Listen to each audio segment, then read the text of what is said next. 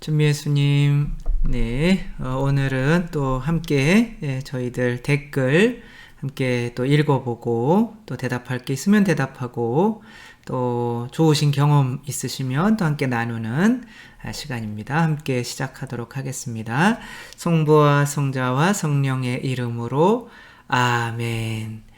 네, 오늘 처음으로 하시는 분은 또 황스텔라님, 성당에서 얘기할까요? 네, 제가 20년 전에 생활력이 없고 자신만 즐기는 남편이 있었습니다. 고급 스포츠를 하시고 노래방, 그리고 밤새 술 마시고 하시는 이제 가정을 전혀 돌보지 않는 남편과 함께 저는 어떻게든 가정을 지키기 위해서 믿음 안에서 투잡으로 일하며 두 가지 일을 하신 거죠.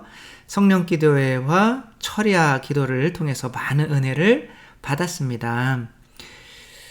정말 우리 살아가는데 중요한 것은 에너지를 얻는 시간을 나에게 주는 것 같아요. 어차피 살아가는 거는 힘들기 때문에 정말 우리 성당에서나 어떤 기도를 통해서나 나에게 이제 힘을 주는 그런 시간이 기도 시간이죠. 꼭 필요한데 또 어떤 분들은 또 제 강의 매일 묵상 같은 거 저녁보다는 아침에 이렇게 듣고 묵상하고 나가면 하루가 훨씬 다르다고 하시는 말씀이 이제 있어서 또 이렇게 이런 강의 듣는 것도 하나의 에너지를 얻는 시간이 될 수 있겠죠. 11조로 당신을 시험해보라는 말씀에 항상 들어온 돈에 마이너스의 삶을 살면서도 11조를 먼저 했더니 더 많은 돈이 들어와서 부족함이 없었습니다.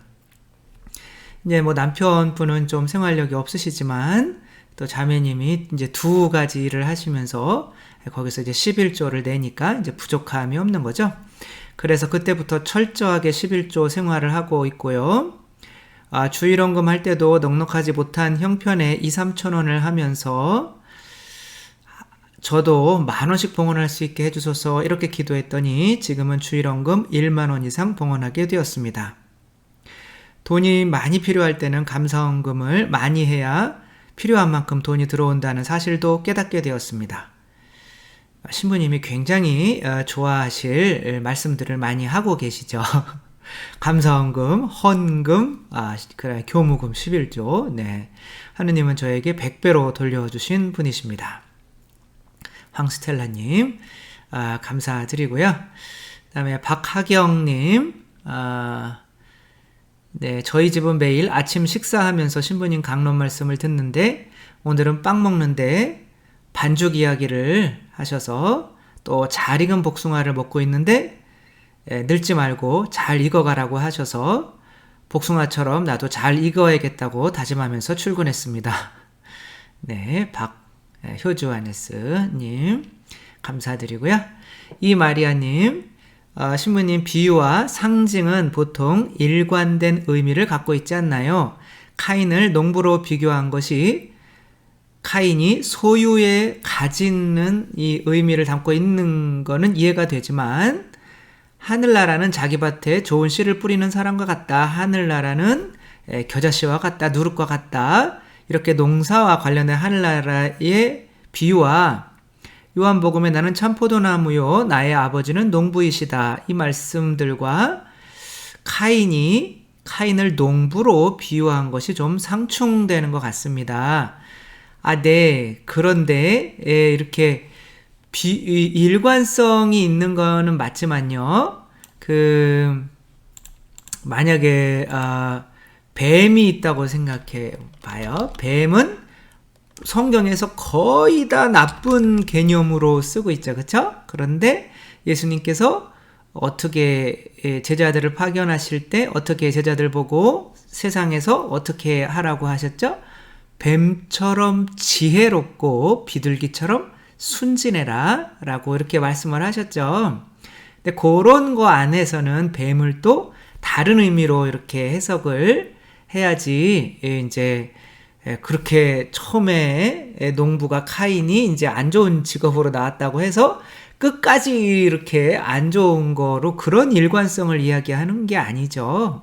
그래서 어떤 비유되고 있는 것들은 그 안에 있는 교리는 일관되지만, 그리고 이제 뭐 뱀이나 뭐 이집트인들을 치셨네. 그러면 이스라엘 사람들만 좋은 사람이고 이집트 사람들은 세상 망할 때까지 나쁜 사람이다. 이렇게 하면 이집트인들한테 이제 혼나겠죠.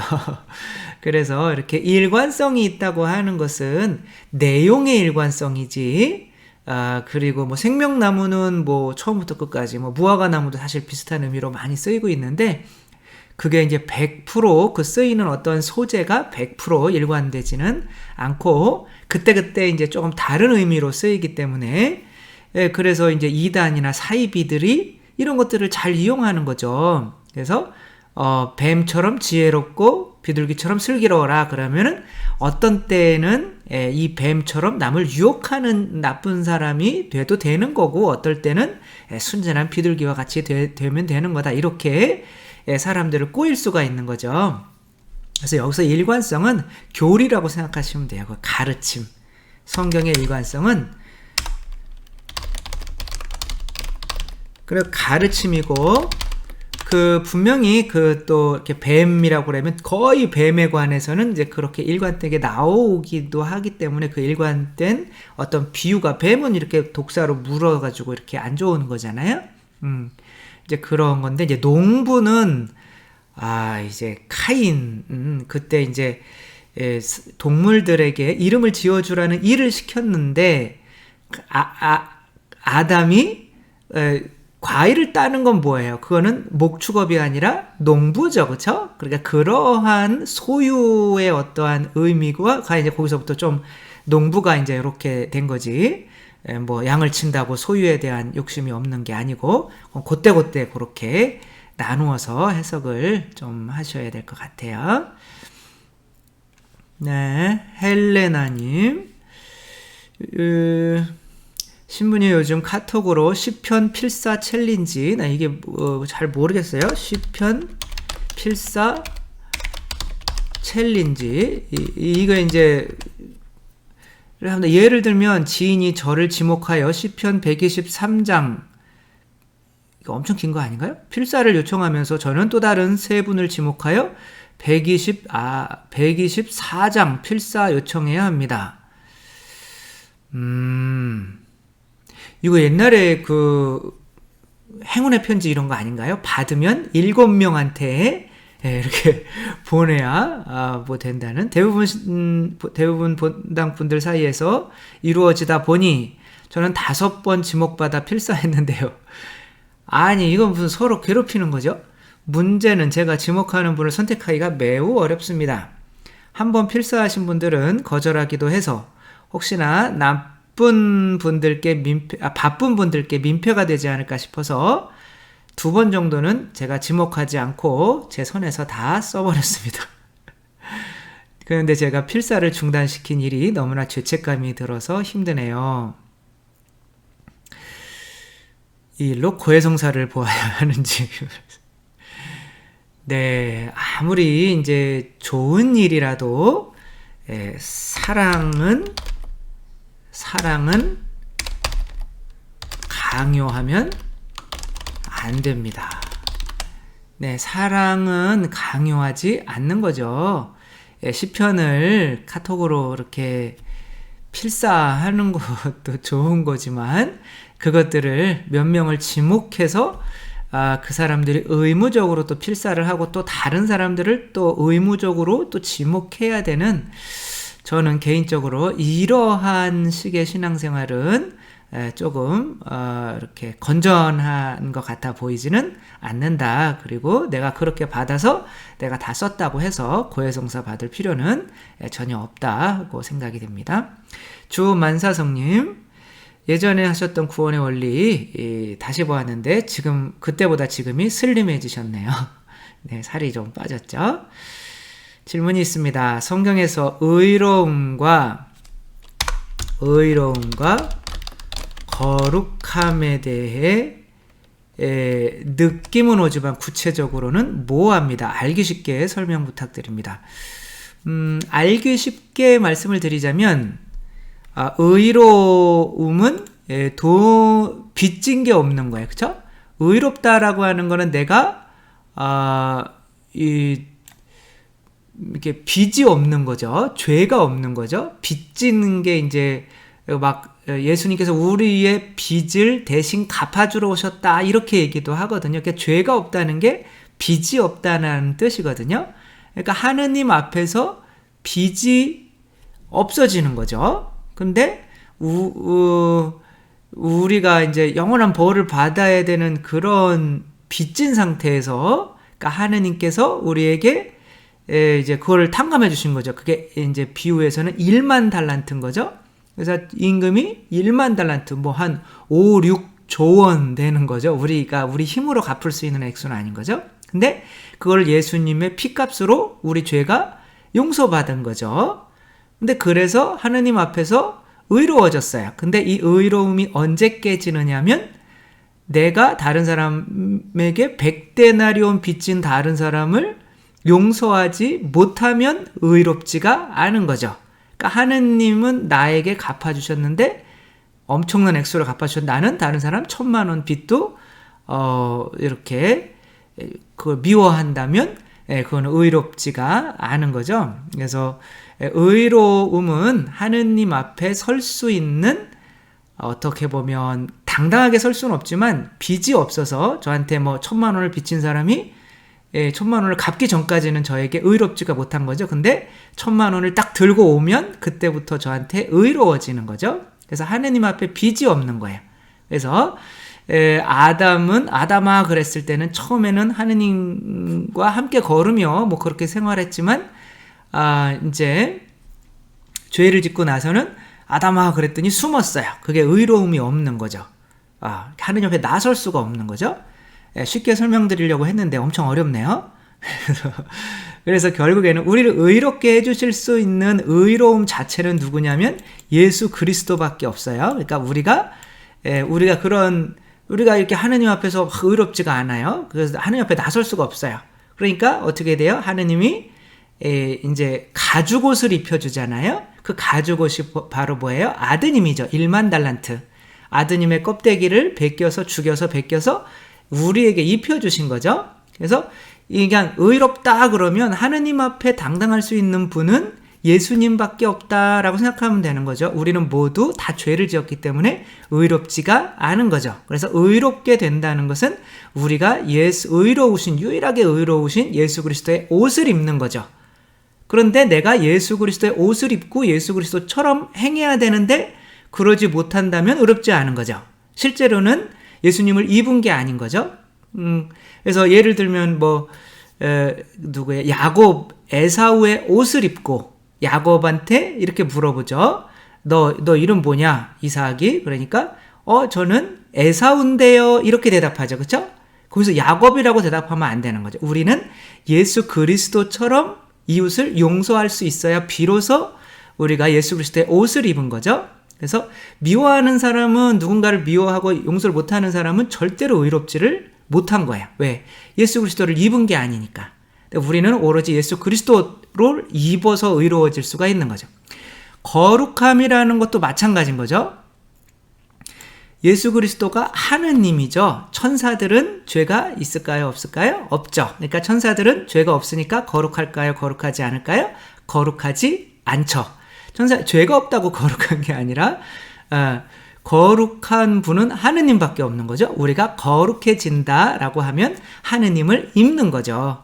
그러니까 밀떡이 거룩해지려면 이 밀떡을 깨끗이 이렇게 빨거나 하는 게 아니라 이 밀떡 안에 하느님께서 들어오시면 이게 거룩해지는 거죠. 하느님만 거룩한 분이시니까.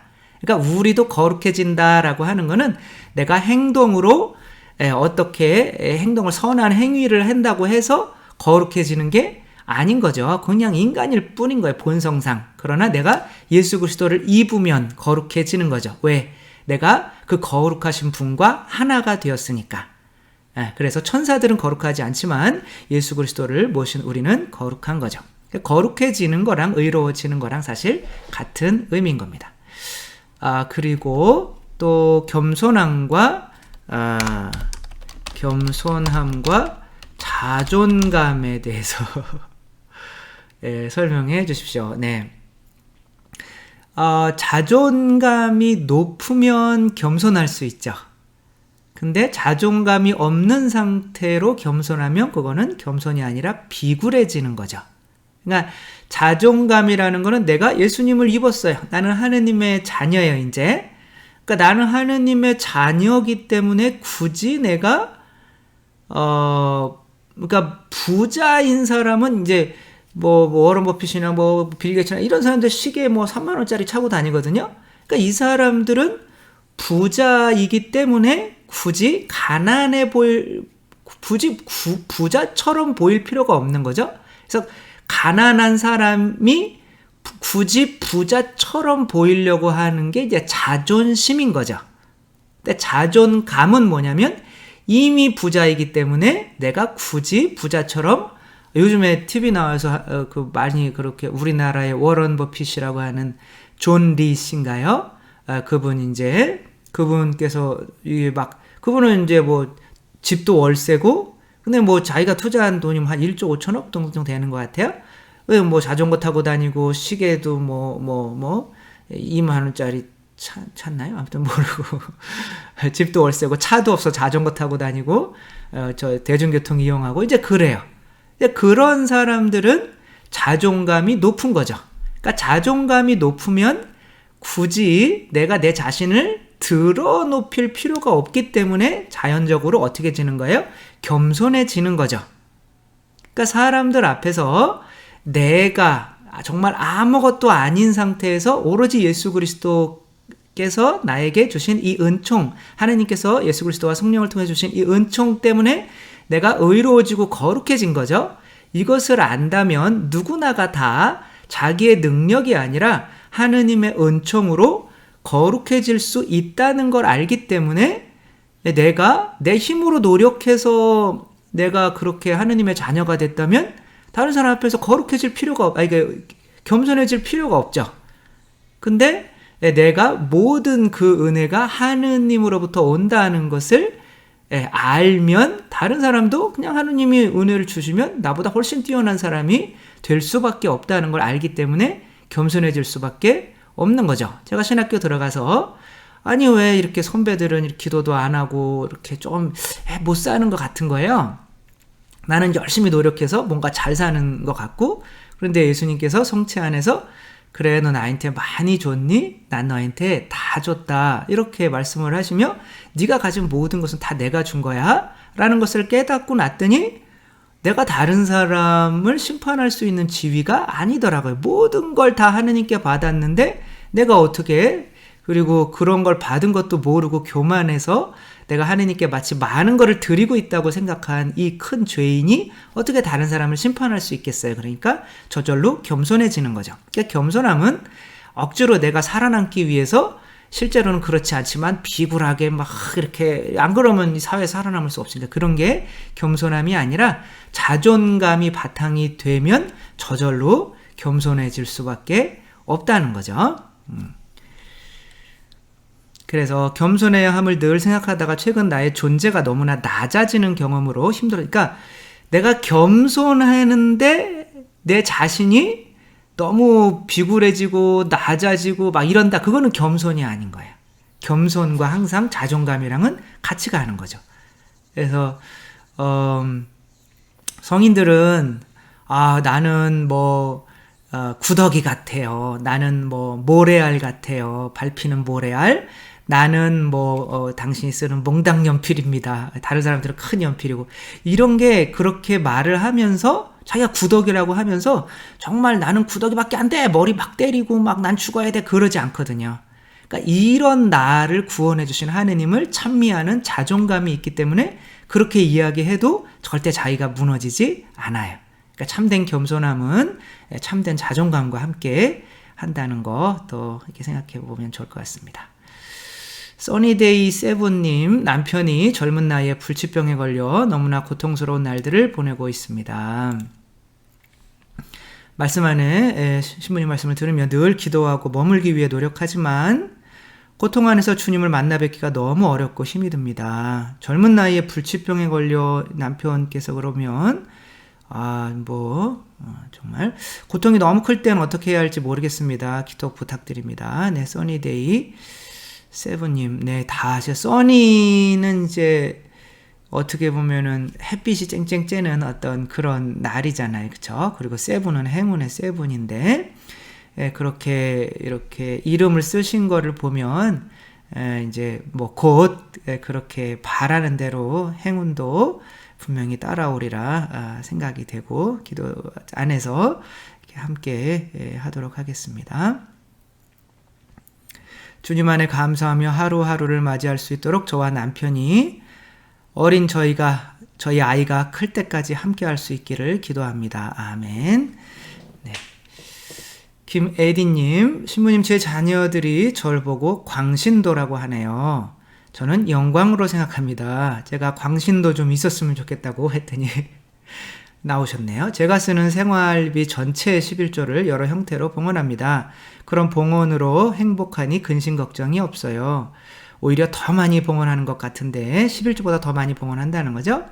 자녀들은 모르지만 더 행복하고 아무도 모르는 그 행복감을 주님과 성모님과 요셉 성인과 함께 합니다. 네, 그래, 김혜디님 감사드리고 정말 11조 한번 시작해 보세요. 용기를 내시고. 그러니까 제가 본당 신부라면 1년 동안 11조 한번 해보시고 집에 부족해졌다면 1년 교무금 다 가져가시라 그래요. 저는 오산성당에 한 번밖에 없었지만 본당에서도 그렇게 합니다. 그리고 앞으로 어느 성당을 가더라도 그렇게 할 겁니다. 하느님이 시험해보라고 하신 건 이거 하나밖에 없어요. 내가 너희들에게 채워주나 안 채워주나 한번 시험해봐라. 그러니까 성경이 옳으신 말씀이라면 적어도 시험이라도 한번 해봐야 될 거잖아요. 그쵸? 에덴 동산에 있는 선악과 한번 받쳐봐. 그래도 부족한지. 그럼 한번 시험을 해봐야 되는데 그게 이제 시스템적으로 개신교처럼 이렇게 되면 좋은데 우리 가톨릭은 그냥 자유롭게 해라고 이렇게 했기 때문에 이것을 이렇게 실행하기가 쉽지가 않은 거죠. 저는 할 수 있으면 나름대로 이 11조를 내는 어떠한 또 그런 이렇게 그 시스템을 만들어서 그 안에 또 사람들이 들어올 수 있도록 하면 좋지 않을까 그런 생각도 이제 하고 있습니다. 김카타리나님, 비리짓다 기도문 바친 지 12여일밖에 안 됐는데 기도할 때 여전히 지혜롭지 못하게 대처해서 상대편이 섭섭했구나라는 생각이 들고 그러니까 기도할 때 분심이 든다는 거죠. 내가 다 섭섭하게 한 사람. 그 상대방을 위해서 기도하게 됩니다. 그럼 좋죠. 기도하면 되죠. 이런 일이 문득문득 생각나는 거는 괜찮은 건가요? 아니면 예민한 상태인가요? 그것은 당연한 겁니다. 저도 비리짓다 7기도를 하지만 정말 한 90%는 분심 중에 바치는 것 같아요. 그렇지만 그 10% 집중하며 예수님 나 위해서 이렇게 많은 고통 받으셨구나. 너무 감사하고 내가 어떻게 보답해드려야 되지? 단 1초만 생각하더라도 정말 그게 은혜가 되는 거니까. 그러나 이제 분심을 없애려고 노력은 해야 되는 거죠. 그렇지만 그 분심이 오는 것 자체는 그냥 내가 이 수준이구나. 그리고 좀 더 나아지겠지. 그렇게 편하게 생각하시면 되겠죠. 임젠마님, 신부님 참 쉽게 설명해 주시는 영혼의 성 감사합니다. 제가 이제 쉽게 설명을 하려고 했는데 요즘엔 이게 맞는 건지 모르겠어요. 저도 높은 경제에 오르질 못했기 때문에 그렇지만 이제 이해하는 한도 내에서는 그래도 쉽게 이렇게 그분도 이제 비유를 들어서 이렇게 설명하실 수밖에 없는 거고, 당신도 내가 이렇게 얘기하는 게 맞는 건지 경험을 해본 사람도 맞는 건지 안 맞는 건지를 모르는데 그걸 읽는 사람은 어떻게 하겠어요. 그렇죠? 그렇지만 최대한 노력하는 거죠. 모태로부터 60여 년의 신앙생활을 하는 동안 이제 연세가 60세가 넘으셨다는 거죠. 1, 2공방에서 왔다 갔다 하더니 급기야는 1년의 냉담까지 한 이유는 세상주신 마귀한테 나를 바치고 살았기 때문임을 알았습니다. 그러니까 이제 이게 결국에는 별거 없어요. 세상 주신 마귀랑 싸우는 게 신앙인데 이 세상에서는 성당에 나오면 가정이 잘 될 거야. 성당에 나오면 가정이 다 건강할 거야. 성당에 나오면 우리의 대학 붙을 거야. 대학 시험 전만 되면 막 안 보이던 자매님들이 갑자기 나타나가지고 막 초 키고 막 난리예요. 그리고 막 또 유치원 막 입학해야 되는 때가 되면 안 보이던 애들이 또 유치원 애들 끌고 나와서 추천서 좀 써달라고 매일 미사 넣고 자기의 이름 기억하라고. 아니, 그게 신앙이 이제 그것도 좋긴 하지만 신앙은 내 그런 욕심과 싸워서 내려놓는 건데, 그런 분들은 또 아이들 또 입학시켜놓고 또 바로 냉담하게 돼 있어요.